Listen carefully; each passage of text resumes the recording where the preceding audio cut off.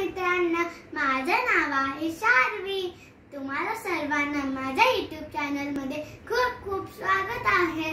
तर बघा, आमच्या स्कूल मध्ये प्रोजेक्ट होतं एक्झिबिशनचं। आम्हाला एक फुलदाणी तयार करायला सांगितली होती। फुलदाणी म्हणजे फ्लावर पॉट। बघा, आम्ही खूप खूप छान फुलदाणी तयार केलेली आहे। याच्यावर बांधीरेंचाला लिहिलेले आहे। तर आता मी घरात दिवसभर काय काय करते मी तर तुम्हाला सांगणार आहे। चला सुरुवात करू।